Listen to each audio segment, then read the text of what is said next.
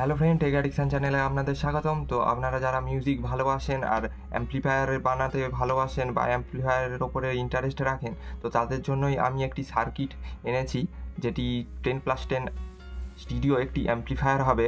আর যেহেতু আমি একটি আইসি ইউজ করেছি, তো এর সার্কিট ডায়াগ্রাম খুবই সিম্পল হতে চলেছে। ট্রানজিস্টারের তুলনায় আইসিতে মিনিমাম কোয়ান্টিটিতে কম্পোনেন্ট লাগে।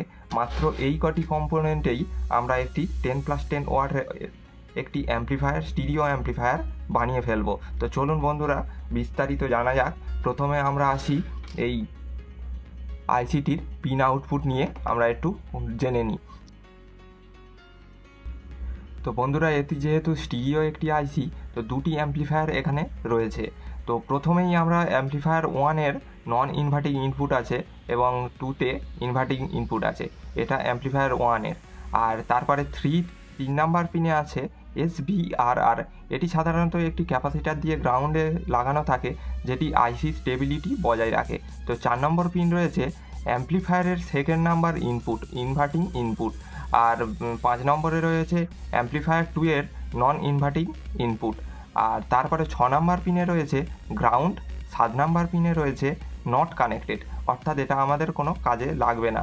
8 নম্বর পিনে রয়েছে আমাদের অ্যাম্প্লিফায়ার 2-এর আউটপুট, যেখানে স্পিকার কানেক্ট হবে। এবং 9 নাম্বার পিনে রয়েছে আমাদের VCC। এবং 10 নাম্বার পিনে আমাদের আউটপুট 1, অর্থাৎ অ্যাম্প্লিফায়ার 1-এর স্পিকার আউটপুট। আর 11 পিন নাম্বার রয়েছে নট কানেক্টেড, যেটি আমাদের কোনো কাজে লাগবে না। তো এই হচ্ছে আমাদের আইসির পিন আউটপুট। আর তারপরে আসছি আমাদের কি কি কম্পোনেন্ট আমাদের লাগবে। তো সর্বপ্রথম আমাদের কি কি ক্যাপাসিটার লাগবে একটু দেখে নিই। তো সর্বপ্রথম লাগছে আমাদের 2.2 মাইক্রোফ্যারাড 63 ভোল্ট, এখানে আমি নিয়ে নিয়েছি, এটি 2 পিস লাগবে। তো তারপরে লাগবে আমাদের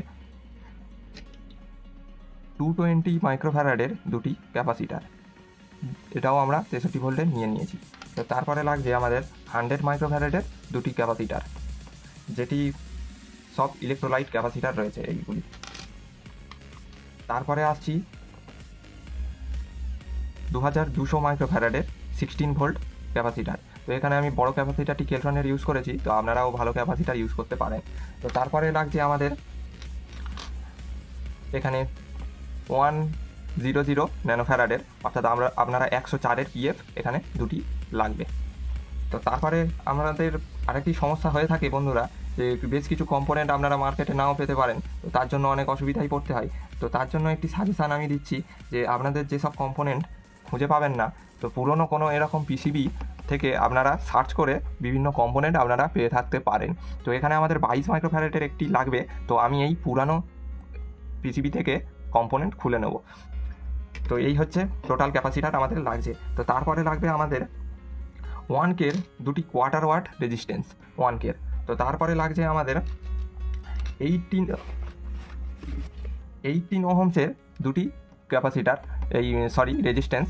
তো এটি আমার রয়েছে 32 ওহমস, তো এটি আমি লাগাবো, 18 ওহমসের নেই বলে। তো আপনারা 18 ওহমসেরই লাগাবেন। তো তারপরে লাগছে আমাদের 1 ওহমসের দুটি রেজিস্ট্যান্স, তো আপনারা 2 ওহমসও লাগাতে পারেন, তো 1 ওহমস হলে বেশি ভালো হয়।